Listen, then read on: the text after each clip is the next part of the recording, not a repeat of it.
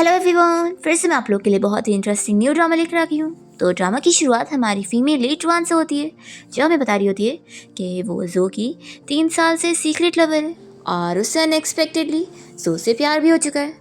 वो फिर हमें 3 साल पहले का फ्लैशबैक बता रही होती है, ये कैसे वो उस दिन जो के पास हेल्प मांगने के लिए आई थी और उसने उससे बहुत ही प्लीज़ करी थी कि उसके डैड की ट्रीटमेंट के लिए एक खास मेडिसिन की ज़रूरत है जो कि सिर्फ वही उसे दे सकता है। तो वो कह रही थी कि मिस्टर फूजो प्लीज़ मेरी हेल्प कर दो। तो जो से कहता है कि ठीक है, मैं तुम्हें मेडिसिन तो दे दूँ, लेकिन बदले में तुम मुझे क्या दोगी। तो कहती है कि आप तो इतने अमीर हो, मैं आपको क्या ही दे सकती हूँ। तो फिर जो से डील करता है कि तुम मेरी सीक्रेट लवर बन जाओ। तो तभी फिर रुआन मान गई थी। फिर फ्लैशबैक ख़त्म होता है और यहाँ पर जो रुआन को किस करने जा रहा होता है और उससे कहने लगता है कि 3 साल हो गए लेकिन अभी भी तुम इतनी ज़्यादा इनएक्सपीरियंस्ड हो। तभी रुआन उसे बताने लगती है कि मैंने न्यूज़ देखी जिसमें बताया जा रहा था कि आपकी शादी होने वाली है। तो जो फिर यहाँ से बाहर चला जाता है और उससे कहता है कि हाँ, मेरी शादी होने वाली है शू फैमिली की बेटी लिन के साथ। और हाँ, तुम ऐसे मत बिहेव करो जैसे मैंने तुम्हारे साथ कुछ कर दिया हो। मैंने तो पहले ही तुम्हें बोला था ना कि तुम मेरी सीक्रेट लवर होगी और मैं कभी तुमसे शादी नहीं करूँगा। तो रुआन कहने लगती है कि मिस्टर जो, फिर मैं यहाँ से जाना चाहती हूँ। मैं नहीं चाहती कि मेरी वजह से आपके और आपकी फियांसी की लाइफ में कोई भी प्रॉब्लम आए। तो कहता है कि तुम जा सकती हो, तुम्हारी मर्जी, लेकिन मैं कोई अपनी फियांसी को यहाँ पर नहीं लाने वाला हूँ। और अच्छी बात है, तुम चली जाओगी तो हमारे बीच में जो भी था वो अच्छी तरीके से कट ऑफ हो जाएगा। ये बोलकर वो चला जाता है और फिर रुआन को बहुत ही अपसेट फील होता है। तभी इतने में उसे डॉक्टर की कॉल आती है और वो उसे बताता है कि उसकी रिपोर्ट आ गई है और वो 2 वीक प्रेग्नेंट है। नेक्स्ट डे फिर वो अपनी रिपोर्ट देखकर बहुत ही अपसेट घूम रही होती है और सोच रही होती है कि उसे इस बच्चे को रखना चाहिए या नहीं। तभी इतने में नर्स और डॉक्टर भागते हुए जा रहे होते हैं। तो रुआन पूछती है अपने कलीग से कि क्या हुआ है। तो फिर वो उसे बताता है कि सारे एक्सपर्ट डॉक्टर को अर्जेंटली बुलाया गया है, तो तुम भी जल्दी से चलो। तो रुआन भी फिर अपने इस रिपोर्ट को पॉकेट में डालकर वहाँ पर पहुँचती है और नर्स से पूछती है कि यहाँ पर कौन सी इमरजेंसी सिचुएशन चल रही है। तो फिर उसकी फ्रेंड बताने लगती है कि कोई इमरजेंसी नहीं है, बस रिच लोग अपना शो ऑफ कर रहे हैं और कुछ नहीं। हमें तो यहाँ पर ऐसे बुलाया गया जैसे सच में कोई इमरजेंसी वाली बात है, लेकिन बस इस लड़की को नॉर्मल सी एलर्जी हुई है।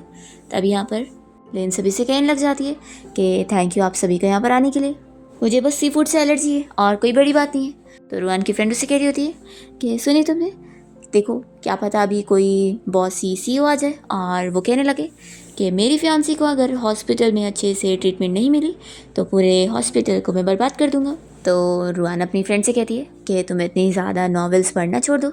फिर तभी इतने में यहाँ पर सो आया होता है और वो कहने लगता है कि मेरी फियांसी को अगर कुछ भी हुआ ना तो मैं इस हॉस्पिटल का मेडिकल सपोर्ट ही रुकवा दूंगा। तो लिन कहने लगती है कि अब इन लोगों को इतना डराओ मत, देखो ये एलर्जी मेरी खुद की गलती की वजह से हुई है, जो कि मैं क्रीम लगाती तो खुद ही ठीक हो जाता। तो अभी नहीं यहाँ से जाने बोल दो और बस एक फीमेल डॉक्टर को मेरे लिए छोड़ दो। तो एक सीनियर डॉक्टर यहाँ पर रुआन को सजेस्ट करने लगता है और कहता है कि डॉक्टर रुआन हमारे हॉस्पिटल की सबसे यंगेस्ट डॉक्टर है और बहुत ही एक्सपर्ट डॉक्टर भी। इनकी आज तक कोई भी सर्जरी फेल नहीं हुई है, तो मैं आपको इन्हें दे देता हूँ, ये आपको हैंडल कर लेंगी।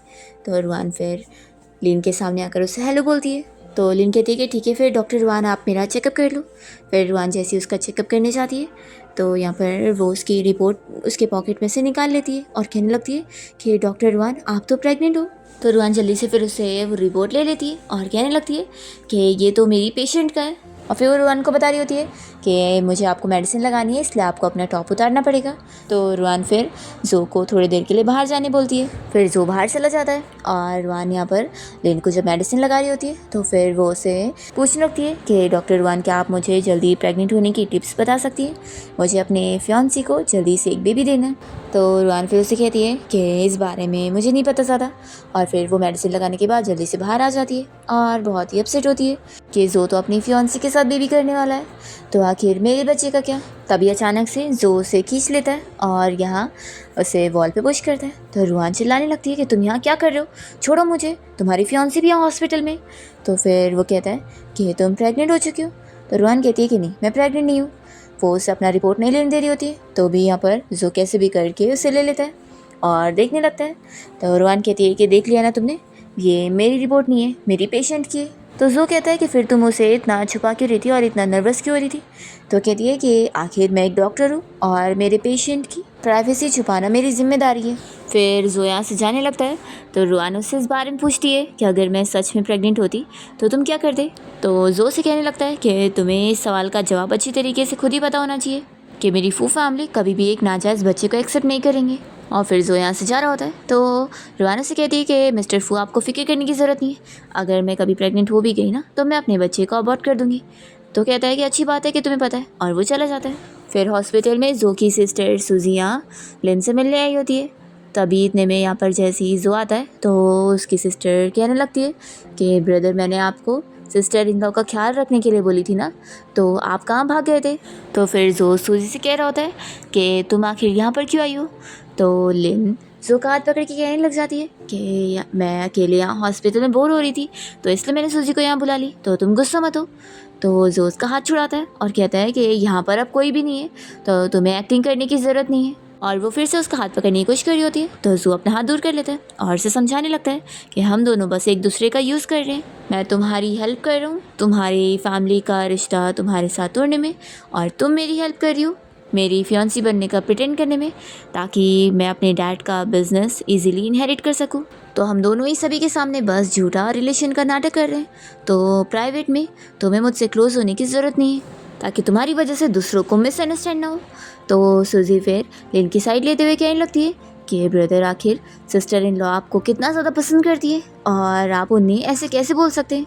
तो जो फिर अपनी सिस्टर को भी समझा देता है कि तुम हमारे बीच में मत पड़ो, अगर तुम्हारे पास इतना ही फ्री टाइम है तो ठीक है मैं तुम्हारी प्लेन टिकट करवा देता हूँ और तुम्हें अब्रॉड भेज देता हूँ।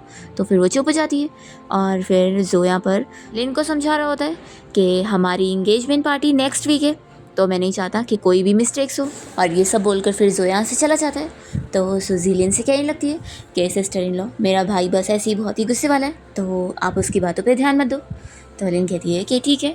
वो उसे कहती है कि वैसे तुमने एक बार मुझे अपनी ब्रदर की एक्स गर्लफ्रेंड के बारे में बताई थी ना, जो कि एक डॉक्टर है और उसका नाम तुमने बताई थी ना रुआन है।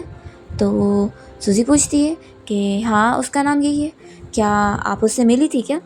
तो फिर लिन कहने लगती है कि सिर्फ मिली ही नहीं थी बल्कि मुझे ये भी पता लगा है कि वो तुम्हारे ब्रदर के बच्चे की मॉम बनने वाली है।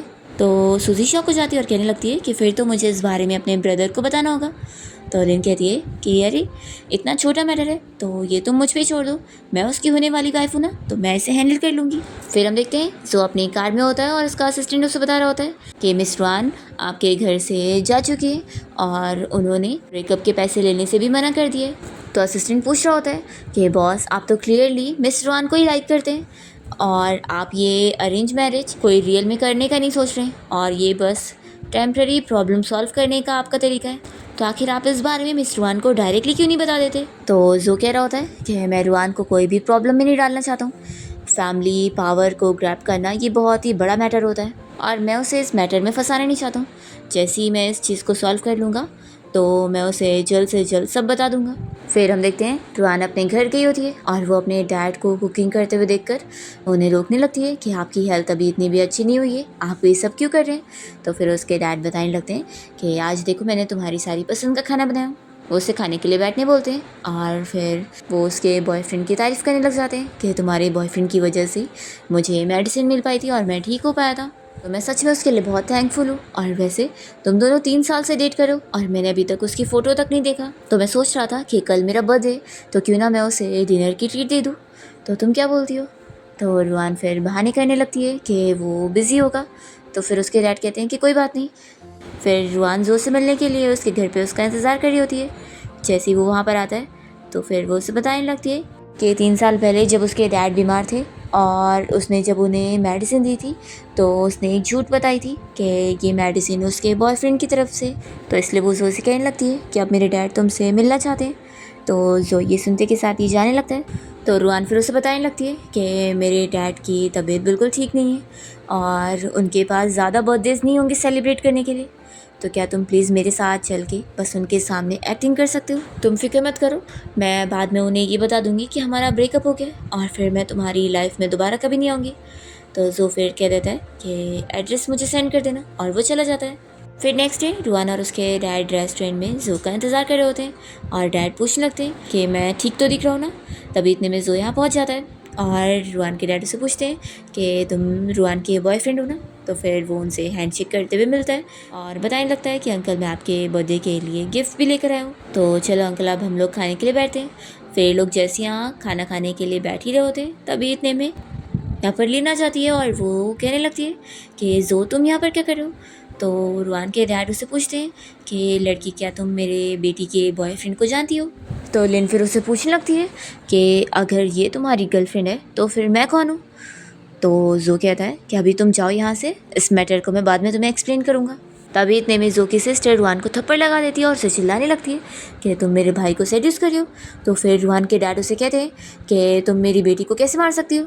तभी जल्दी से जो भी अपनी सिस्टर को रोकने लगता है तो वो चिल्लाती है कि ब्रदर आखिर आप इस लड़की के साथ अभी भी क्यों घूम रहे हैं, ये तो वही है ना जिसने 3 साल पहले आपके साथ नाइट स्पेंड करी थी। आप क्या भूल चुके हैं कि अब आपकी फियांसी लिन है और ये लड़की बस चुड़ैल है। तो जो इसे थप्पड़ मार देता है तो सूजी चिल्लाने लगती है कि ब्रदर आप इस चुड़ैल के लिए मुझे मार रहे हैं। तो फिर यहाँ रुआन के डैड उसे इस बारे में पूछने लगते हैं कि क्या चल रहा है। और फिर जो रुआन के डैड को सॉरी बोलने लगता है और कहता है कि ये सब बस मिसअंडरस्टैंडिंग है, मैं किसी और टाइम आपसे मिलूंगा और इस बारे में एक्सप्लेन करूंगा, और सॉरी मेरी वजह से आज आपका बर्थडे ख़राब हो गया। तो रुआन के डैड फिर इस बारे में उससे पूछने लगते हैं कि मिस्टर फू मुझे बताओ कि आपका एग्जैक्टली मेरी बेटी के साथ क्या रिलेशनशिप है। तो फिर रुआन अपने डैड से कहती है कि डैड ये सभी मेरी गलती है, मेरे और मिस्टर फूजो के बीच में कोई रिलेशन नहीं है, मैंने बस उन्हें यहाँ एक्टिंग करने के लिए बुलाई थी। तो फिर रुआन के डैड उससे उस मिरेकल मेडिसिन के बारे में पूछ रहे होते हैं कि वो उसने कहाँ से लेकर आई थी। तो फिर सूजी कहने लगती है कि अरे इन ओल्ड अंकल को तो कोई स्टोरी पता ही नहीं है, वो बताने लगती है। तो जो से चिल्लाता है कि क्या तुम्हें मरना है। डैड कहते हैं कि इसे बोलने दो। तो फिर सूजी उन्हें बता देती है कि 3 साल पहले तुम्हारी बेटी ने तुम्हारे लिए वो मेडिसिन लाने के लिए मेरे भाई के साथ नाइट स्पेंड करी। नहीं तो तुम्हें क्यों लगता है कि तुम्हारी बेटी को इतनी महंगी मेडिसिन मिल सकती है, इसलिए तुम्हारे लिए मेडिसिन लाने के लिए मेरे भाई के साथ लगातार नाइट स्पेंड करिए। तो रुआन फिर कहने लगती है कि डैड आप इसकी बातें मत सुनो।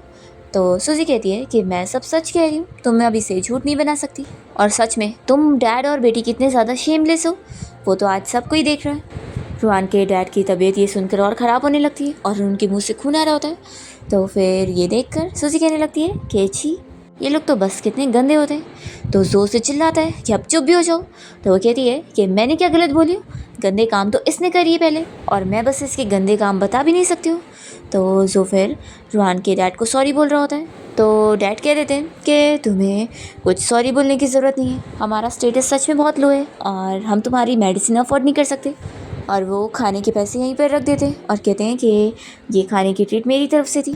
तभी जोन से वो गिफ्ट के बारे में बोल रहा होता है। तो वो कह देते हैं कि मैं ये गिफ्ट लेना अफोर्ड नहीं कर सकता, और फिर वो रुआन को लेकर यहाँ से चले जाते हैं। फिर जो लिन को चिल्लाने लगता है कि तुमने ये सब क्या करी।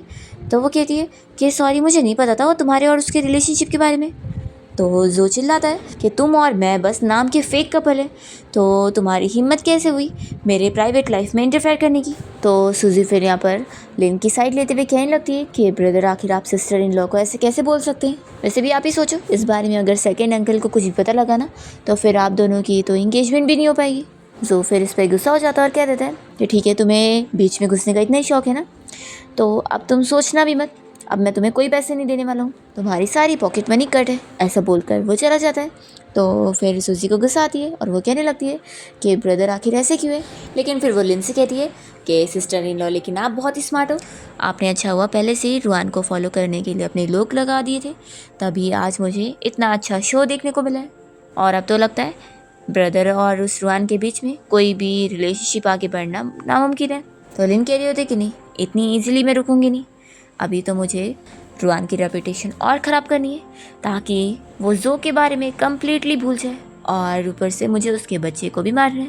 फिर रुआन के डैड तो घर आने के बाद अपने आप को थप्पड़ मारने लगते हैं और अपने आप को ब्लेम कर रहे होते हैं। तो वो उन्हें रोकती है और कहने लगती है कि गलती मेरी है, मैंने आपको एम्बेरस कर दी, और वो उन्हें फिर सॉरी करने लग जाती है। फिर तभी अचानक से उसे वॉमिटिंग फील होता है, तो वो जल्दी से जाकर वॉमिटिंग कर रही होती है। फिर उसके डैड समझ जाते हैं उसकी कंडीशन और कहने लगते हैं कि चलो अभी मेरे साथ हॉस्पिटल इस बच्चे को अबॉर्ट करने के लिए। तो वो कहती है कि डैड मुझे ये बच्चा रखना है।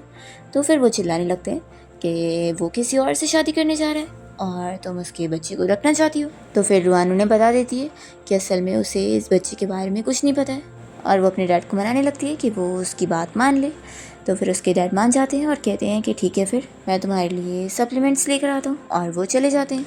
फिर जो यहाँ पर रुआन से मिलने आता है और दोनों फिर बाहर आके बात करते हैं। रुआन पूछती है कि तुम यहाँ पर क्यों आए हो, तो फिर वो उसे आज के लिए सॉरी बोल रहा होता है कि उसे नहीं पता था कि लिन अचानक से वहाँ पर आ जाएगी और ये सब हंगामे करेगी। तो कहती है कि रहने दो, गलती वैसे भी मेरी है। जब मुझे पता था कि तुम्हारी और लिन की एंगेजमेंट हो चुकी है तो भी मुझे तुम्हें साथ में डिनर के लिए नहीं बुलाना चाहिए था। जो फिर उसके डैड की कंडीशन के बारे में पूछने लगता है, तो कहती है कि अब वो ठीक है। फिर जो यहाँ से जा रहा होता है तो रुआन उसे पूछ रही होती है कि क्या इन 3 सालों में तुमने मुझे थोड़ा सा भी लाइक किया। जो इस पर कुछ कहने जाता है तो रुआन कह देती है कि जाने दो, मुझे अब तुमसे कोई बात नहीं करनी है, तो ठीक है अब तुम जा सकते हो। और वो उसे हैप्पी मैरिज के लिए विश करके अपना चली जाती है। और जब फिर वो अपने घर वापस पहुंचती है तो देखती है कि उसके डैड को यहाँ चोट लगी है, और जो बंदा उसके डैड को मार के बेहोश कर रहा होता है वो उसे भी सर पे मारता है। रुआन फिर जब होश में आती है तो उसके हाथ बंधे हुए होते हैं, और उसके साथ यहाँ पर लिन भी बंधी हुई होती है, और उसे बताने लगती है कि हम दोनों को यहाँ पर किडनैप करके लाया गया है। तो रुआन फिर अपने डैड की फिक्र कर रही होती है, तो लिन कहती है कि फिक्र मत करो, तुम्हारे डैड वेयर हाउस के दूसरे पार्ट में, और वो मरे नहीं है। तभी इतने में फिर यहाँ पर जो का अंकल आया होता है, और उसे देखकर रुआन कहने लगती है कि तुम कौन हो और तुमने हम दोनों को यहाँ क्यों पकड़ा हुआ है। तो फिर वो कहता है कि तुम तो जो की लवर हो ना, तो तुम्हें ये तक नहीं पता है कि मैं उसका सेकेंड अंकल हूँ, और जो की वजह से मेरी इनहेरिटेंस राइट गई है, तो बताओ मैं तुम लोग को क्यों नहीं पकड़ूंगा। वो कहता है कि सच में अब मुझे ये देखने बहुत ही मज़ा आएगा कि एक उसकी मिस्ट्रेस है और एक उसकी फियांसी, तो वो तुम दोनों में से किसको बचाएगा। तभी जो यहाँ पर आ जाता है और अपने अंकल से कहने लग जाता है कि उसे प्रोजेक्ट चाहिए ना, तो वो उससे दे देगा। तो अंकल कहता है कि अब प्रोजेक्ट लेना बहुत ही बोरिंग होगा, तो चलो हम लोग एक गेम खेलते हैं, तुम्हारे पास 2 ऑप्शन है और मैं से तुम्हें एक चुनना है, तो बताओ तुम दोनों लड़कियों में से किसे बचाना चाहोगे। जिसे तुम बचा लोगे उसे तुम लेकर जा सकते हो, और बाकी दूसरी जो बचेगी वो हमारे लिए गिफ्ट होगी। तो रुआन उन लोग को चिल्लाने लगती है कि तुम लोग ये इलीगल काम कर रहे हो। तो फिर अंकल उसे थप्पड़ लगा के चिल्लाता है कि तुम तो चुप ही बैठो। और फिर वो जोर से कह देता है कि ठीक है अब तुम चूज़ नहीं कर पा रहे हो, तो मैं अपने सारे लोगों से कह देता हूँ कि वो दोनों के साथ एंजॉय कर सकती हैं। फिर वो लोग आकर यहाँ रुआन और लिन दोनों के पास पहुँच जाते हैं, तो वो लोग चिल्ला रही होती है। तो जो फिर अपने अंकल को रुकने के लिए बोलता है और कहता है कि मैंने चुन लिया हूँ, और फिर वो बताता है कि उसने लिन को चुना है। ये सुनकर तो सूजी भी शॉक हो जाती है। फिर फ्लैशबैक में हम देखते हैं कि जो अपने असिस्टेंट के साथ कार में होता है, और उसका असिस्टेंट उससे इस बारे में पूछता है कि अगर उसका अंकल उसे दोनों में से एक को चुनने बोलेगा तो वो किसे चुनेगा। तो जो बताता है कि ऑफ कोर्स रुआन को। तो फिर उसका असिस्टेंट कहने लगता है कि ऐसे तो वो रुआन को और ख़तरे में डाल देगा, तो इसलिए वो बिल्कुल भी रुआन का नाम ना ले। फिर यहाँ पर अंकल तो खुश जाता है कि लगता है तुम्हें तो अपनी फियांसी से ज़्यादा प्यार है, ठीक है फिर तुम्हारी जो ये 3 साल की सीक्रेट लवर थी वो अब हमारी हुई। तो जो कह देता है कि तुम्हें इसके साथ जो करना है वो करो। और फिर वो अपने अंकल से पूछता है कि अब मैं लिन को लेके जा सकता हूँ ना, तो उसके अंकल कहते हैं कि ऑफ कोर्स। फिर लिन की रस्सी खुल चुकी होती है और वो रुआन से कहती है कि सुन लेना तुमने, वो तुम्हें बिल्कुल भी प्यार नहीं करता, वो तो मुझसे प्यार करता है। तो रुआन पूछती है कि ये सब तुम्हारा प्लान था, तो कहती है कि ऑफ कोर्स, तुम कितनी स्टूपिड हो, तुम्हें अभी तक पता नहीं चला। तो रुआन फिर ज़ोर ज़ोर से जो का आवाज़ देते हुए बताने लगती है कि तुम इसकी बातों में मत आओ, ये सब इसी का प्लान है। और लिन इस सब में मिली हुई है, पर यहाँ पर लिन जल्दी से जो के पास आकर नाटक कर रही होती है, और अंकल भी फिर इस बारे में सुन रहा होता है, तो जो को नाटक करना पड़ता है, और वो रुआन के पास आकर कहने लगता है कि तुम बस मेरी खिलौना थी और कुछ नहीं, और अब मैंने तुम्हें अपने अंकल को दे दी हूँ। तो रुआन फिर जो के पैर पकड़कर उसे प्लीज़ कर रही होती है कि प्लीज़ तुम मुझे बचा लो और मुझे ऐसे छोड़कर मत जाना। तब यहाँ पर लिन जानबूझ के सर में दर्द का नाटक करने लग जाती है और कहती है कि मुझे चक्कर आ रहे हैं। तो जो फिर लिन को पकड़ रहा होता है। यहाँ पर रुआन उससे कही जा रही होती है कि अगर तुम मुझे बचा लोगे तो मैं दोबारा तुम्हें परेशान करने नहीं आऊँगी और तुम्हारी नज़रों के सामने कभी दिखूँगी नहीं। पर जो रुआन को अपने से दूर करता है और वो लिन को पकड़ के यहाँ से लेकर जाता है। फिर अंकल तो यहाँ रुआन के ऊपर हंस रहा होता है कि अब तो तुम हमारी हो, और इतने में उसका खून बहते हुए देखकर ये लोग शॉक होते हैं और फिर समझ जाते हैं कि ये तो प्रेग्नेंट है। तभी फिर गार्ड्स अंकल को बताते हैं कि वेयर हाउस में आग लग गई है, तो ये लोग जल्दी से अपनी जान बचाने के लिए यहाँ पर रुआन को छोड़कर भाग जाते हैं।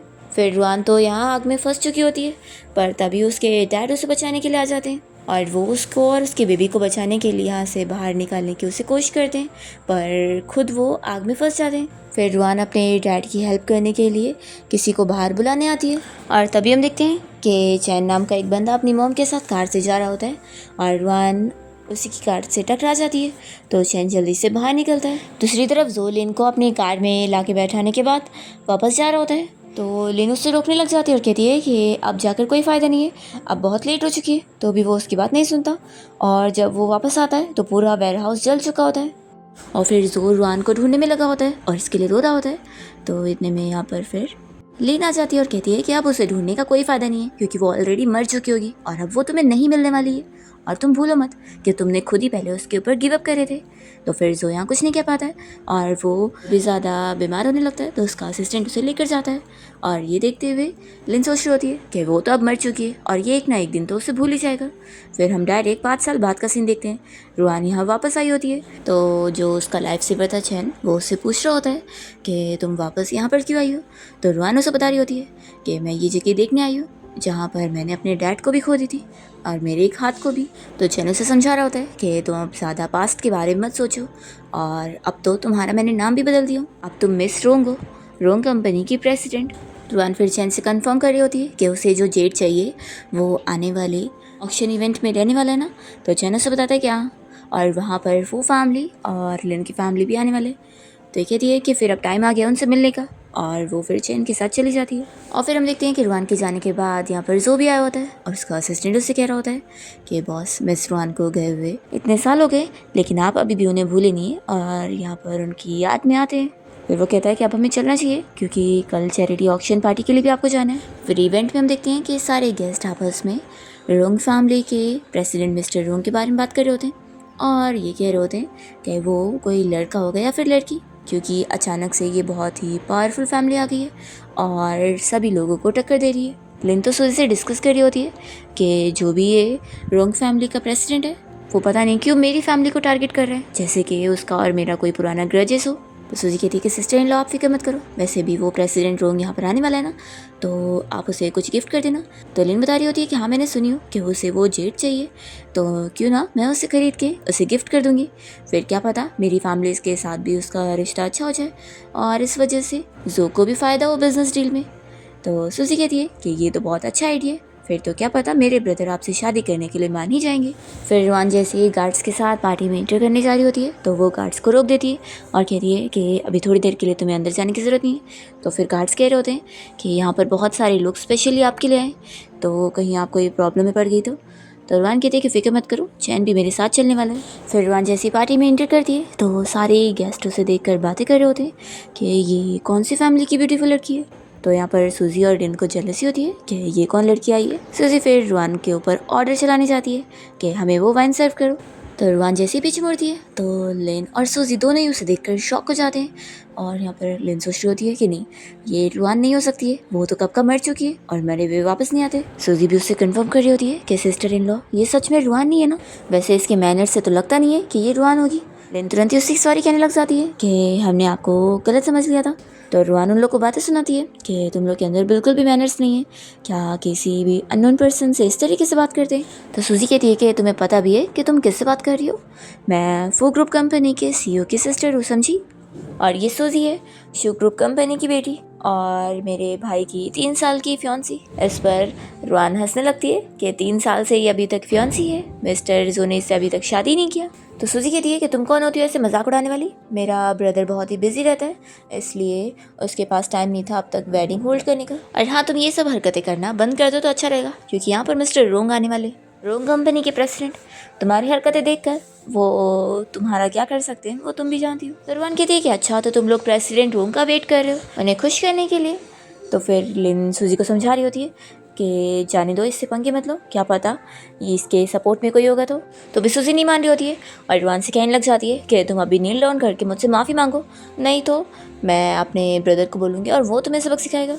रुआन हंस कर यहाँ से जाने लगती है, तो सूजी उसे पकड़ के रोक रही होती है, तो रुआन सीधा इसे थप्पड़ लगाती है। फिर ये देखकर तो सारे गेस्ट भी बातें करने लगते हैं कि पक्का ये न्यू लड़की बहुत ही रिच होगी, तभी तो ये मिस्टर जो की सिस्टर को भी ऐसे मारी है और उसे डरी नहीं है।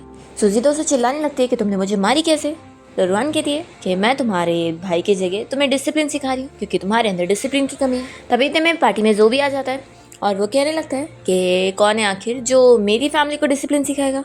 तो सभी बातें करने लगते हैं कि अब तो मिस्टर जो आ गए, फिर तो ये लड़की गई। तभी सूजी जो के पास जाकर उसे कंप्लेन करने लगती है कि भाई देख लो इस चुड़ैल ने मुझे कैसे मारी है।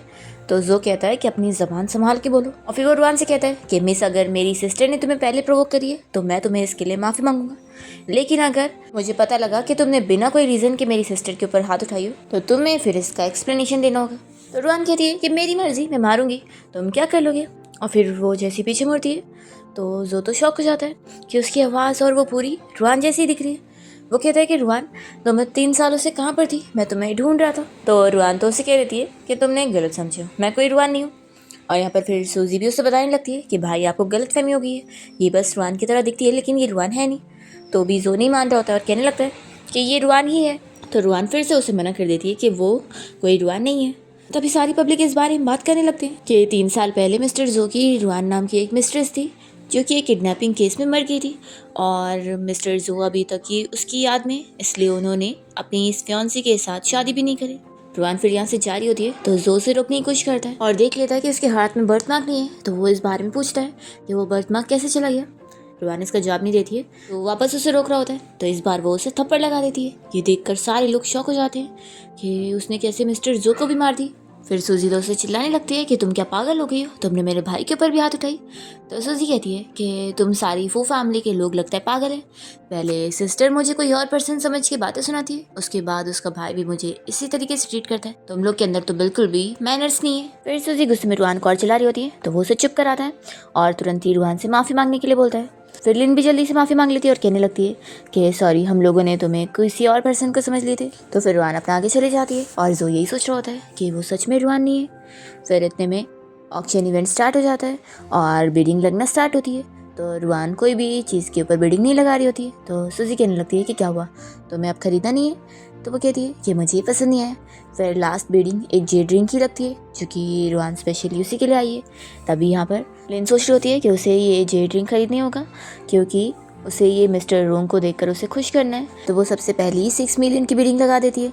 तो सारे लोग यहाँ पर सोच रहे होते हैं कि फिर लगता है वही जीतेगी। फिर रुआन अचानक से उसके ऊपर 10 मिलियन लगा देती है। तो सारे लोग और शौक रह जाते हैं और लिन कहने लगती है कि अगर तुम्हें इस रिंग में इंटरेस्ट ना हो तो प्लीज़ इसकी बिडिंग और मत बढ़ाओ क्योंकि इससे मुझे खरीदना है। तो रुआन कहती है कि कितना बड़ा कोइंसिडेंस है, मुझे भी इसमें इंटरेस्ट है। तो सूजी उसको बातें सुनाने लगती है कि पैसे बढ़ाने से पहले ये भी सोच लेना कि तुम वो भर पाओगी कि नहीं, क्योंकि ये सिर्फ मुंह से बोलना नहीं होगा। और हाँ, हम ये रिंग प्रेसिडेंट रोंग के लिए लेना चाहते हैं तो तुम बीच में मत पड़ो तो अच्छा रहेगा। वैसे भी लगता नहीं कि तुमने कभी प्रेसिडेंट रोंग का नाम भी सुनी होगी।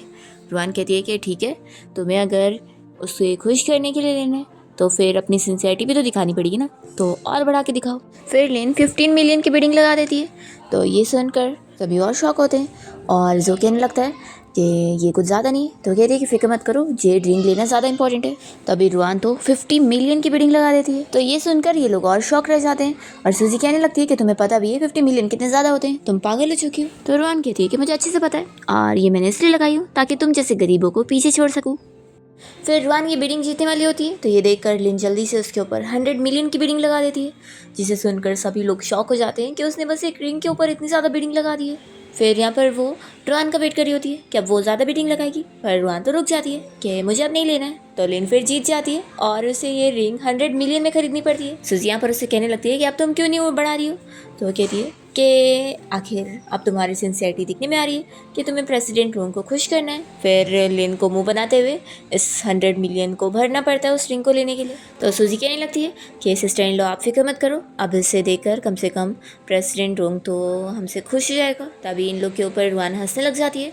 तो सूजी कहती है कि तुम हंस क्यों रही हो। तो कहती है कि मैं तुम्हारी स्टुपिडिटी पे हंस रही हूँ। तो सूजी फिर जो से कहने लगती है कि भाई से देख लो, ये कितनी एरोगेंट बन रही है। तो जो इस बारे में फिर रुआन से पूछता है कि मिस आपको मैं क्या बुला सकता हूँ। तो रुआन इन लोग को अपना नाम नहीं बताती और कहती है कि तुम लोग मेरी आइडेंटिटी जानना डिजर्व नहीं करते।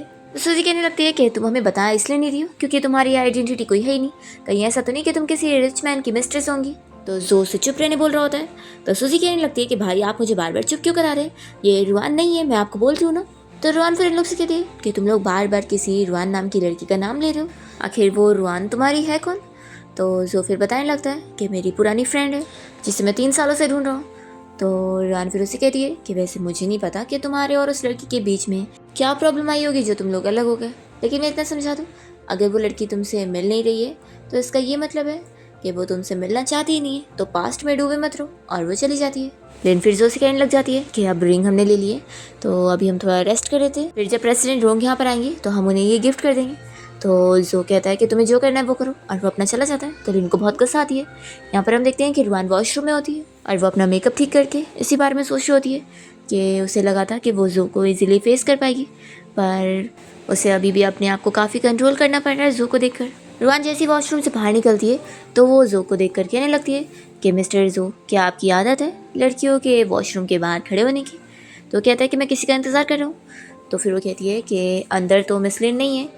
तो यहाँ पर जो जल्दी से उससे पकड़ के वॉल पे पुश करता है और कहने लगता है कि मैं मानता हूँ कि मेरी गलती है कि 3 साल पहले मैंने तुम्हें बचाया नहीं पहले। तो रुआन कहने लगती है कि मिस्टर जो, मुझे समझ नहीं आ रहा है तुम क्या बोल रहे हो। तो जो कहता है कि मुझे पता है तुम रुआन हो और तुम एडमिट नहीं कर रही हो तो कोई बात नहीं, मैं खुद ट्राई करके पता लगा लूँगा। फिर वो उसके ईयर पे किस करने लगता है, पर रुआन पहले की तरह बिल्कुल भी रिएक्शन नहीं देती है और उल्टा फिर उसे टच करने लगती है और कहती है कि मिस्टर जो, क्या और भी कुछ ट्राई करना है, मैं और भी सेंसिटिव हूँ। तो जो फिर उससे पूछता है कि तुम कौन हो। तो रुआन कहती है कि अगर मिस्टर जो तुम चाहो तो मैं तुम्हारे लिए वो लड़की रुआन बन सकती हूँ। तो जो उसका हाथ छुड़ाता है और उससे अपनी रूड हरकत के लिए सॉरी बोलते हुए जल्दी से यहाँ से जाने लगता है। फिर जैसे ही जो और रुआन यहाँ पार्टी में वापस आते हैं तो लिन जो से पूछ रही होती है कि तुम कहाँ चले गए थे, मैं कब से तुम्हें ढूंढ रही थी। तो रुआन फिर उसे बताने लगती है कि तुम्हारा मिस्टर जो लेडीज़ वॉशरूम के बाहर खो गया था, वो तो अच्छा इसे मैं मिल गई थी और मैंने इसे ढूंढ कर यहाँ पर लेकर आ गई। देखो तुम इसकी फियांसी हो ना, तो इस पर अच्छे से नज़र रखा करो। इस बार ये वॉशरूम के बाहर खो गया था, क्या पता अगली बार किसी लड़की के बेड पर कहीं खो जाए। और ऐसा सुना कर वो चली जाती है। तो सूजी फिर जो से कहने लगती है कि भाई उस लड़की की बात सुनो, कैसे वो सिस्टर इन लॉ से बदतमीजी कर रही है। तो जो फिर कहता है कि मेरी और इसकी शादी नहीं हुई है तो बार बार इससे सिस्टर इन लॉ मत बोलो। तो सूजी कहती है कि लेकिन वो तो एक दिन हो ही जाएगी ना। तो जो समझा देता है कि मैंने पहले ही बोला था कि इसकी फैमिली की प्रॉब्लम जब ख़त्म हो जाएगी तो मैं इसके साथ अपनी एंगेजमेंट तोड़ लूँगा। तो लिनो से कहने लगती है कि तुम ये सब उस लड़की की वजह से कर रहे हो ना, जिसका फेस तुम्हारी एक्स लवर की तरह दिखता है, सिर्फ इस वजह से तुम मेरे साथ एंगेजमेंट तोड़ना चाहते हो। तो जो कह देता है कि इसका किसी और से कोई लेना देना नहीं है, ऐसा इसलिए क्योंकि मैं तुमसे प्यार नहीं करता हूँ। ये बोलकर जो यहाँ से चला जाता है। तो लिन को यहाँ पर शौक लगता है। तो सुजी उसे कहने लगती है कि सिस्टर इन लॉ आप फिक्र मत करो, अभी मेरा भाई बस गुस्से में था और ये सब बस उसी लड़की की गलती है जो कि रुआन की तरह दिखती है, उसने ज़रूर मेरे भाई को सेड्यूस करने की कोशिश करी होगी।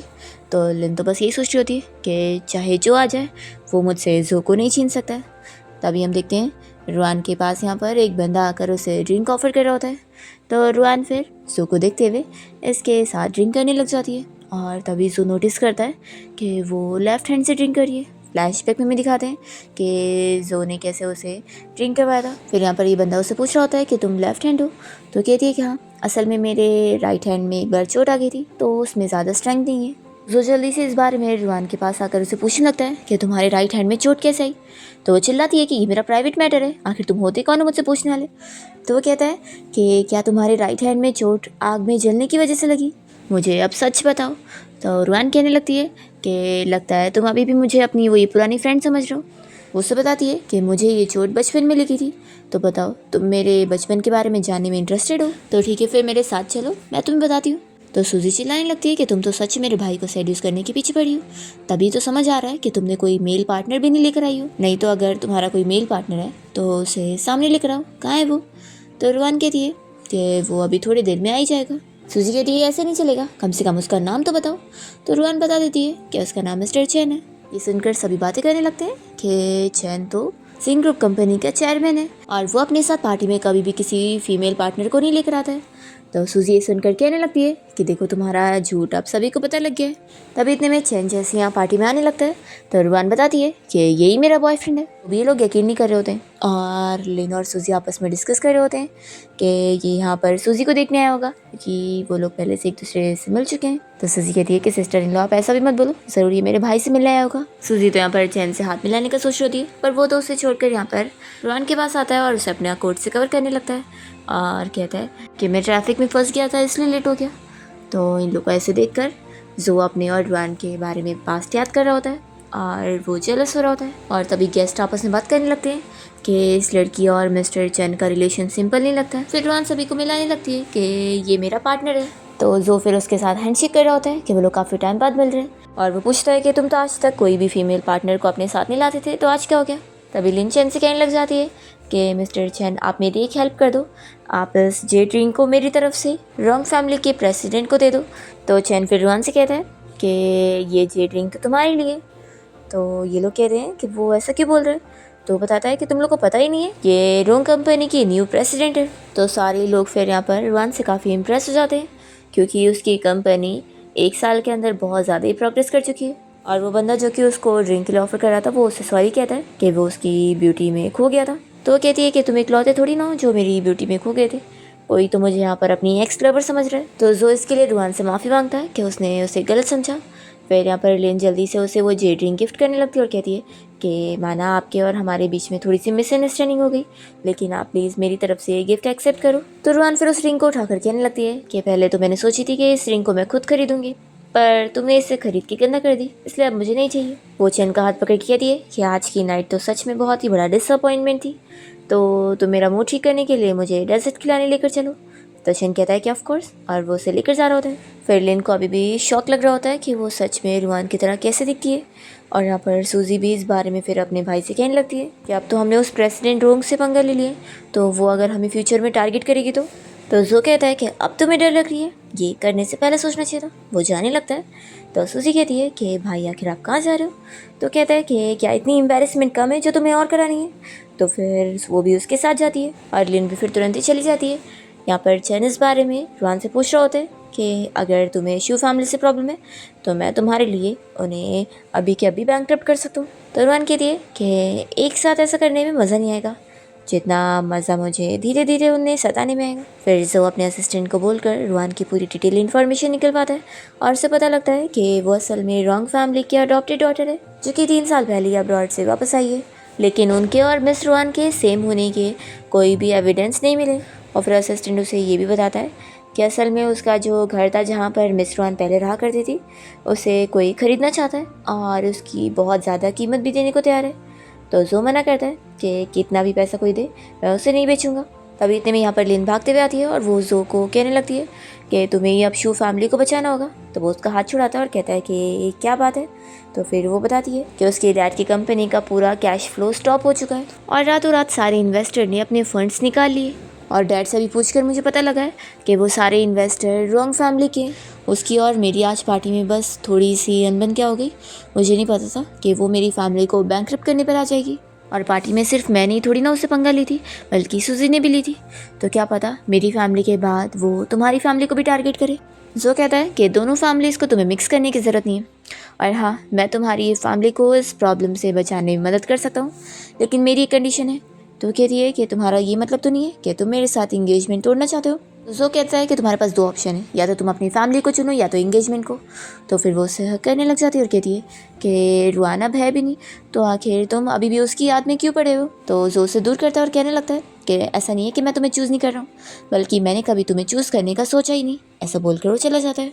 जो फिर बाहर आने के बाद अपने असिस्टेंट को कहता है कि प्रेसिडेंट रोंग के साथ मेरी अपॉइंटमेंट फिक्स करो, मैं उससे बाहर रेस्टोरेंट में मिलना चाहता हूँ। तो असिस्टेंट बताता है कि प्रेसिडेंट रोंग ने ऑलरेडी आपको डिनर के लिए इनवाइट किए। तो जो फिर रेस्टोरेंट पहुँचता है तो वो इस बारे में रुआन से पूछने लगता है कि उसने यही रेस्टोरेंट क्यों चुनी। तो रुआन पूछती है कि क्या तुम्हें कोई प्रॉब्लम है। तो जो को बस याद आ रहा होता है कि उसके डैड से वो इसी रेस्टोरेंट में मिला था। फिर वो कहने लगता है कि बस मुझे कुछ पास्ट की चीज़ें याद आ गई। फिर जो रुआन को मना रहा होता है कि वो अपना एक प्रोजेक्ट उसे दे देगा, लेकिन वो बदले में शू फैमिली को टारगेट ना करे। तो रुआन कहती है कि अच्छा तो तुम यहाँ पर शू फैमिली की हेल्प करने के लिए आए हो, लगता है तुम उस शू लिन को बहुत पसंद करते हो। तो जो कहता है कि तुम यहाँ पर मुझसे हाइजीन प्रोजेक्ट के लिए मिलने नहीं आई थी। तो वो कहती है कि ऑफ कोर्स नहीं, मैं तो बस चाहती थी कि मिस्टर जो तुम मेरे साथ घर देखने चलो। और फिर रुआन जो को उसी घर के बाहर ले आती है जहाँ पर वो पहले रहा करती थी। तो वो कहता है कि ये तो मेरा घर है। फिर वो समझ जाता है कि यानी उसके असिस्टेंट ने जो बताया था कि कोई है जो उसके घर को काफ़ी ज़्यादा पैसे देकर खरीदना चाहता है। तो यहाँ पर फिर जो रुआन से बताने लगता है कि लेकिन मैं अपना ये घर बेचना नहीं चाहता हूँ। तो रुआन फिर उसे कहती है कि अच्छा ठीक है, कम से कम मुझे घर में एक विज़िट तो कराने लेके चल सकते हो ना। तो फिर वो उसे अंदर लेकर आ जाता है और रुआन फिर अंदर आकर सारी चीज़ें देखकर पास्ट याद करी होती है। और तभी जो उसे पूछता है कि मैं तुम्हारे लिए कॉफ़ी लेकर आता हूँ। फिर इसके बाद जो उसके लिए कॉफ़ी लेकर आ जाता है और उसे इस बारे में पूछने लगता है कि हम लोग अब डायरेक्ट बात करते हैं, तुम आखिर क्या चाहती हो। तो रुआन कहती है कि मुझे ये घर चाहिए। और तो जो कहता है कि और क्या, तुम्हें तो कोई चीज़ की कमी नहीं है। तो रुआन फिर उसका फेस पकड़ के बताती है कि मुझे एक लवर की कमी है। तो जो याद करने लगता है कि सेम डायलॉग तो उसने रुआन को बोला था। फिर वो उसे कहने लगता है कि पहले मुझे लग रहा था कि ये बस कोइंसिडेंस है कि तुम ये घर खरीदना चाहती हो, लेकिन अब मुझे लगता है कि ये कोई कोइंसिडेंस नहीं है। तो रुआन फिर उसका हाथ पकड़ते हुए बताने लगती है कि मुझे तुमसे लव एट फर्स्ट साइट हो चुका है। तो जो तुरंत ही उससे दूर होता है और कहने लगता है कि ठीक है, मैं तुम्हें इस घर को दे दूंगा, लेकिन बदले में मैं चाहता हूँ कि तुम शू फैमिली को परेशान मत करो। और वो यहाँ से चला जाता है। फिर इसके बाद रुआन यहीं पर रेडी होती है और चैनी से मिलने आया होता है और वो कहने लगता है कि तुम्हें डर नहीं है कि तुम यहाँ पे रह रही हो तो जो को तुम्हारी आइडेंटिटी के बारे में पता लग जाएगा। तो रुआन फिर बता रही होती है कि वो पास्ट से बिल्कुल ही बदल गई है, पास्ट में वो बहुत ही इनोसेंट थी और इस बार जो उसका अपीयरेंस है वो बिल्कुल ही अलग है। तो वो उसे पहचान नहीं सकता क्योंकि वो खुद को भी नहीं पहचान पा रही है। रुआन अपना प्लान बताने लगती है कि वो लिन को एहसास दिलाना चाहती है कि जिस बंदे के पीछे वो पड़ी थी ना, उसको वो एक उंगली से अपने पास खींच सकती है। तो चैन फिर उसे कह रहा होता है कि तुम्हारे पास सिर्फ जोई थोड़ी ना है, मैं भी हूँ। तो रुआन शाय हो जाती है और कहने लगती है ये काफ़ी रात हो गई है और वो अपना सोने चली जाती है। फिर नेक्स्ट टाइम देखते हैं कि मीटिंग में रुआन काफ़ी देर बाद पहुँचती है और वो कहती है कि चलो अब मीटिंग स्टार्ट करते हैं। फिर कोई बंदा यहाँ पर प्रोजेक्ट को एक्सप्लेन करने जा रहा होता है। तो रुआन कहती है कि ये शू फैमिली का प्रोजेक्ट है ना, तो उन्हें एक्सप्लेन करने दो। तो लिन कह रही होती है कि मेरे डैड कंपनी के चेयरमैन है, वो ये सब क्यों करते बैठेंगे। तो रुआन कहती है कि ठीक है, तुम भी तो शू फैमिली की हो ना, तुम तो उनकी बेटी हो, तो तुम ही एक्सप्लेन कर दो, तुमसे बेटर और कौन ही कर सकता है। तो लिन तो डर रही होती है कि मैंने तो प्रोजेक्ट प्रपोजल भी ठीक से नहीं देखी हूँ, तो मैं कैसे करूँगी, ये जानबूझ के मुझे डिफ़िकल्ट पोजीशन में डालने के लिए सब कर रही है। तभी रुआन उसे कहती है कि क्या हुआ। तो यहाँ पर फिर लिन के डैड उसे ज़बरदस्ती भेजते हैं कि जाओ जल्दी से एक्सप्लेन करो, पर वो खड़ी हो जाती है और कुछ बता ही नहीं पाई होती है। तो बाकी लोग भी कहने लगते हैं कि ये शू फैमिली की डॉटर है और इसके अंदर तो बिल्कुल भी बिजनेस स्किल्स नहीं है। तभी रुआन कहती है कि ठीक है, मुझे अब अपना टाइम वेस्ट नहीं करना है। तो लिन के डैड फिर रुआन को रोकने लग जाते हैं और कहते हैं कि ये प्रोजेक्ट उनके लिए बहुत इंपॉर्टेंट है, नहीं तो उनकी कंपनी बैंकरप्ट हो जाएगी। तो लिन फिर यहाँ रुआन के पास आती है और कहती है कि हाँ माना मेरे अंदर कोई प्रोफेशनल स्किल नहीं है, लेकिन तुम्हारा क्या, तुम्हें भी कौन सा कुछ आता होगा, तुम भी बस एक मैन के दम पर इतना आगे बढ़ी हो, नहीं तो तुम अकेले 3 साल के अंदर इतनी कंपनी को कैसे ग्रो कर लोगी। तो रुआन फिर कह देती है कि लगता है आप लोगों ने मुझे बहुत ही हल्के में ले लिया, ठीक है फिर मुझे आप लोग के साथ कोई बिजनेस डील करनी ही नहीं है। और वो गुस्से में चली जाती है। तो फिर यहाँ पर लिन के डैड भी रुआन को बनाने के लिए उसके पीछे पीछे जाते हैं और जो भी इस मीटिंग को क्लोज करके चला जाता है। फिर जो यहाँ लिन के साथ ऑफिस में आता है और उसे कहने लगता है कि तुमने वो सब जानबूझ के करी ना। तो कहती है कि अच्छा, तो तुम्हें बुरा लग रहा है। सो कहता है कि मैं बस इस प्रोजेक्ट को स्मूथली होते हुए देखना चाहता हूँ। रुआन कहती है कि ठीक है, फिर तुम मेरे सीक्रेट लवर बन जाओ, फिर मैं मान जाऊँगी। और वो उसके क्लोज आकर उसे सेड्यूस कर रही होती है। तभी इतने में यहाँ पर लिन आ जाती है और वो चिल्लाने लगती है कि तुम लोग क्या कर रहे हो। तो रुआन कहती है कि दिख नहीं रहा है, तुम्हारे फियांसी को सेड्यूस कर रही हूँ। तभी जो इन दोनों को गुस्से में बाहर जाने बोलते हैं। तो रुआन कहती है कि ठीक है, फिर मैं चलती हूँ। वो जैसी बाहर आती है तो लिन आकर उसे रोक कर कहने लगती है कि तुम्हें तो कोई भी मैन मिल जाएगा, तो आखिर तुम मेरे फियांसी को ही छीनने में क्यों पड़ी हुई हो। तो रुआन कहती है कि तुमने तो बोली थी ना कि मैं मैन के जरिए आगे बढ़ सकती हूँ, तो मुझे लग रहा है मिस्टर जो भी एक केपेबल मैन है। तो लिन उसे बताने लगती है कि लास्ट टाइम भी जो लड़की जो के पीछे पड़ी थी ना, उसका भी बहुत बुरा हाल हुआ था। वो उसे पूरी स्टोरी बताने लगती है कि उसका नाम रुआन था और वो और मैं साथ में किडनैप हो गए थे, पर पता है जो ने मुझे चुना और मुझे बचा कर लेकर गया। और फिर वो लड़की रुआन और उसके डैड वहीं वेयर हाउस में मारे गए। और पता है उसके डैड की जो बॉडी है ना, वो बाद में फिर मिल गई थी। ये सुनते के साथ ही रुआन उसका हाथ पकड़ के इस बारे में पूछने लगती है। तो लिन कहती है कि तुम इतना क्यों रिएक्ट कर रही हो, वैसे उस रुआन के डैड की बॉडी वही वेयर हाउस के पीछे ही गाड़ी गई है, तुम अगर उन्हें वर्शिप करना चाहो तो जा सकती हो। तो रुआन कहती है कि वो मेरे लिए अनरिलेटेड पर्सन है, मैं उनकी वर्शिपिंग करने क्यों जाऊँगी। और ये बोलकर रुआन यहाँ से चली जाती है। तभी इतने में लिन के पास सूजी आती है और कहने लगती है कि अगर ये सच में रुआन हुई तो लिन कहती है कि फिर मैं इसे वापस उसी तरीके से मार दूंगी। फिर रुआन चैन का घर पे इंतजार करी होती है। जैसे वो आता है तो फिर वो उसे पूछने लगती है कि क्या पता चला वो सच में मेरी डैड की ग्रेव है क्या। तो फिर ये बताता है कि वो तो कंफर्म नहीं है, लेकिन हाँ वेयर हाउस के पीछे किसी की ग्रेव है। तो तो रुआन कहती है कि मैं अपने डैड से मिलना चाहती हूँ। तो यहाँ पर चैन इसे रोककर समझाने लगता है कि क्या पता लिन ने जानबूझ के तुम्हें इस सब के बारे में बताई है और तुम अभी गई तो उसके ट्रैप में फंस जाओगी। तो रुआन कहने लगती है कि मेरे डैड ने अपनी जान रिस्क पे डालकर मुझे बचाए थे और मैं उन्हें देखने भी नहीं जा सकती हूँ, मैं अपने आप को ऐसे कंट्रोल नहीं कर पाऊंगी, और वो भाग जाती है। फिर नेक्स्ट टाइम देखते हैं कि जो अपने ऑफिस में होता है, तभी रुआन उसे आकर कॉफ़ी दे रही होती है। तो कह देता है कि तुम शू फैमिली की डॉटर हो, तुम्हें ये सब करने की ज़रूरत नहीं। तो कहती है कि मैं तुम्हारी फियांसी भी हूँ। तो जो से समझा देता है कि हमारी इंगेजमेंट खत्म हो चुकी है और वो जा रहा होता है। तो लिन उसका हाथ पकड़ के कहने लगती है कि क्या मैं एक मरी हुई पर्सन से भी गई गुजरी हूँ। तो इस पर वो कुछ नहीं कहता और चला जाता है। फिर लिन को यहाँ पर उसके बंदे की कॉल आती है और वो बताता है कि ग्रेव के पास सच में कोई लड़की आई हुई है। तो ये समझ जाती है कि यानी वो रुआनी होगी। ये पूछती है कि क्या उसका फेस दिख रहा है, तो वो बताता है कि नहीं। तो ये कहती है कि ठीक है, फिर मुझे खुद जाकर देखना पड़ेगा। फिर रुआन और चैन दोनों यहाँ ग्रेव के पास खड़े होते हैं और रुआन चैन से कहती है कि मुझे अभी अपने डैड से अकेले में बात करनी है। फिर वो रोते हुए उनसे बात कर रही होती है कि वो उनका बदला लेके रहेगी, जिन लोगों ने उसे हट करने की कोशिश करे वो नहीं छोड़ेगी नहीं। फिर तभी इतने में इसे असिस्टेंट बता देता है कि यहाँ पर जो आया हुआ है। तो रुआन फिर अम्ब्रेला लेती है और जो से पूछती है कि मिस्टर जो आप यहाँ पर क्यों आए। वो उससे पूछने लगता है कि क्या ये तुम्हारे डैड है जो तुम यहाँ पर आकर इनके लिए शोक मना रही हो, क्योंकि लगता नहीं कि तुम्हारा इनके साथ कोई रिलेशन नहीं है। तभी हम देखते हैं यहाँ पर चैन ने बीच रास्ते में कार खड़ी किया होता है ताकि लिन और सुजी की कार वहाँ से जा ना पाए।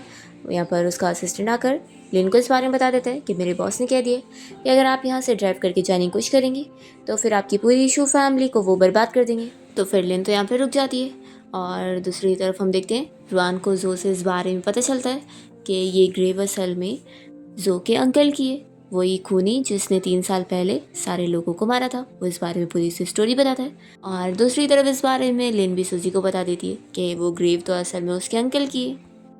तो सुजी तो ये सुनकर शॉक हो जाती है और कहने लगती है कि फिर तो तुमने रुआन के साथ कितना गलत करी हो, अब तो वो पावरफुल भी हो गई है तो वो तो हमें और टारगेट करने वाली है। तो लिन कहती है कि तुम डरो मत, बस इस बारे में अपने ब्रदर को मत बताओ, मैं बाकी सब हैंडल कर लूँगी। फिर हम देखते हैं कि रुआन को जब यहाँ से पता लगता है कि ये असल में उस खूनी की बॉडी थी जिसको यहाँ जल्दी में यहीं पे रिकार्ड दिया गया था। तो कह रही है कि फिर तो ये मेरे फ्रूट डिजर्व ही नहीं करता है। मैंने सोची कि पता नहीं किस अच्छे पर्सन की बॉडी की ग्रेव यहाँ पर होगी तो मैं उसे कुछ खाने को दे दूँ। फिर यहाँ पर जो कह रहा होता है कि चलो मैं तुम्हें छोड़ देता हूँ। तो रुआन कहती है कि ज़रूरत नहीं है, मुझे कोई लेने आने वाला है। और फिर इतने में चैन यहाँ से पिक करने आ जाता है और रुआन उसके साथ चली जाती है। फिर नेक्स्ट डे लिन के डैड उसे चिल्ला रहे होते हैं कि तुम्हारी वजह से अब सारी कंपनी हमें बायकॉट कर रही है, आखिर तुमने क्यों प्रेसिडेंट रोंग से पंगा ली, अगर तुम ना होती तो वो हमें ऐसे टारगेट ना कर रही होती। तो लिन कहती है कि डैड आपको दिख नहीं रहा है, वो जानबूझ के हमें फर्स्ट डे से ही टारगेट करी है। तो फिर उसके डैड कह रहे होते हैं कि फिर तुम्हें समझ नहीं आता है कि तुम्हें जल्दी से जो से शादी करनी चाहिए ताकि वो हमारी हेल्प करे। तो कहती है कि मैं क्या ही करूँ। तो उसके डैड उसे थप्पड़ लगाते और कहते हैं कि तुम्हें अब इतना भी करने नहीं आ रहा है। तो वो कहती है कि मैं समझ गई। फिर हम देखते हैं कि लेन यहाँ पर जो से मिलने उसके ऑफिस में पहुँच जाती है और कहती है कि देखो मैं तुम्हारे लिए खाना लेकर आई हूँ। जो उसे चिल्लाने लगता है कि अगर तुम इतना ही ध्यान काम में लगाती ना तो तुम्हारी कंपनी की आज ही हालत नहीं होती। तभी रोज कहती है कि तुम मेरी परफ्यूम स्मेल करके नहीं देखोगे, मैंने न्यू परफ्यूम लगाई हूँ। तभी उसे नशा चढ़ने लगता है। विलन से पूछता है कि तुमने परफ्यूम में ड्रग मिलाई हो ना। तभी वो उसे टच करने लग जाती है। तो जो उसे चिल्लाता है कि तुम्हें ये डिस्गस्टिंग नहीं फील हो रहा है ये सब हरकतें करके। तो स्टीवर्ट रुआन घर पे बहुत अपसेट होती है कि 3 साल हो गए और वो अपने डैड की बॉडी भी कभी ढूंढ नहीं पाई है। फिर इतने में जो डोरबेल बजाता है, जैसे ही रुआन दरवाज़ा खोलती है तो फिर वो उसे हक करने लग जाता है और उसे सॉरी कह रहा होता है कि वो पहले उससे नहीं बचाया था और इस बात का उसे 3 सालों से रिग्रेट है। रुआन उसे थप्पड़ लगा के समझाती है कि मैं कोई रुआन नहीं हूँ। तो फिर वो थोड़ा होश में आता है और उसे सॉरी कहने लगता है और बताता है कि उसे ड्रग दे दिया गया है। उसकी हालत इतनी ख़राब हो रही होती है कि वो नीचे गिरने लगता है। तो रुआन फिर उसे कहती है कि मैं तुम्हारी हेल्प कर सकती हूँ पर तुम्हें इसकी कीमत चुकानी होगी। फिर वो यहाँ ड्रिंक करते हुए उसे किस करती है और उसे पानी से भिगाने लगती है और उसे फिर इस बारे में कन्फ्रंट करती है कि उसने किस तरीके से उसे बचाया नहीं था और वहीं पर ही मरने के लिए छोड़कर चला गया था। तो जो उसे इस बारे में माफ़ी मांग रहा होता है कि उसने ऐसा कुछ सोच के किया था, पर रुआन फिर भी उसकी बात नहीं मानती है और फिर उसे यहीं पर ही छोड़कर बाहर चली जाती है। मॉर्निंग में जब जो की नींद खुलती है तो उसे लगता है कि उसने उसके साथ नाइट स्पेंड किया, पर रुआन ऐसे प्रिटेंड करती है कि वो बस उसके साथ खेल कर चली गई है। तभी यहाँ पर जो को रुआन का हेयर बैंड मिल जाता है जो कि वो पहचानता है, पर यहाँ पर रुआन कहती है कि ऐसे तो बहुत सारे मिलते हैं। फिर इसके बाद हम देखते हैं कि रुआन को लिन ने रेस्टोरेंट में बाहर मिलने के लिए बुलाई होती है। वो उसे सब बताने लगती है कि वो अब जान चुकी है कि वो असल में रुआन है तो वो नाटक ना करे। तो रुआन भी मान लेती है कि हाँ तुमने मुझे पहचान लियो। लेकिन तुम्हें क्या लगता है कि उस दिन जो हम लोग किडनैप हुए थे वो तुम्हारा प्लान था? बिल्कुल नहीं, मेरा प्लान था। तो लिन मानने को तैयार नहीं होती और कहती है कि ये सब मेरा प्लान था। उस दिन मैंने कितने अच्छे से प्लानिंग करी थी, और अगर मेरा प्लान ना होता तो तुम्हारे डैड मरते कैसे? वो ये सारी चीज़ें अपने मुंह से खुद ही उगल देती है। तो रुआन हंसने लग जाती है और कहती है कि तुम कितने स्टूपिड हो, तुमने तो मुझे ज़्यादा मेहनत भी नहीं करवाई और सब बता दी। तो लिन कहती है कि तुमने मेरे साथ खेली हो। वो यहाँ पर उसका फ़ोन फेंक देती है कि तुम इसमें रिकॉर्ड करी थी ना। तो रुआन फिर उसे बताती है कि ऑलरेडी मैंने तुम्हारी बातें रिकॉर्ड कर चुकी हूँ, और वो जाने लगती है। तो लिन उसे रोकने के लिए उसके सर पे बॉटल फोड़ देती है, और यहाँ पर रुआन फिर बेहोश हो जाती है, और लिन जल्दी से वो रिकॉर्डिंग लेकर चली जाती है। जो को भी अब रुआन के बारे में कंफर्म हो जाता है, और वो जब हॉस्पिटल में उससे मिलने आता है तो चैन उसे मिलने नहीं देता। फिर ये लिन के पास जाता है उससे इस बारे में पूछने के लिए। तो लिन फिर उसे बताती है कि उस दिन पता है सिर्फ रुआन के डैड की मौत नहीं हुई बल्कि तुम्हारे बच्चे की भी हुई। तो ये जानकर वो और शॉक होता है, और लिन उसे ब्लेम करने लगती है कि ये सब उसने खुद किया है, और अब वो तुम्हें कभी नहीं माफ़ करने वाली, वो तुमसे हमेशा नफरत करेगी। तो इस बारे में फिर रुआन से मिलने जाता है, और उसे वो कहने लगता है कि वो उससे ऐसे नफरत ना करे। तो रुआन कहती है कि माना मैं तुमसे पहले प्यार करती थी, लेकिन नफरत तुम तो अब उसके भी लायक नहीं हो। फिर यहाँ पर जो उसे मनाते हुए बेहोश हो जाता है। फिर वो तुरंत ही उसे हॉस्पिटल लेके जाती है, और यहाँ पर जब जो को होश आता है तो वो उसे कहने लगता है कि तुम मेरी बात सुनो। वो उसे सब एक्सप्लेन कर रहा होता है। वो उसे हमेशा से पसंद करता था, और उसने सोचा था कि वो उसे सब सच बता देगा। और उस दिन उसका प्लान था कि वो उसका नाम लेगा कि वो उसे बचा नहीं रहा है, लेकिन वो उसे ही बचाना चाहता था।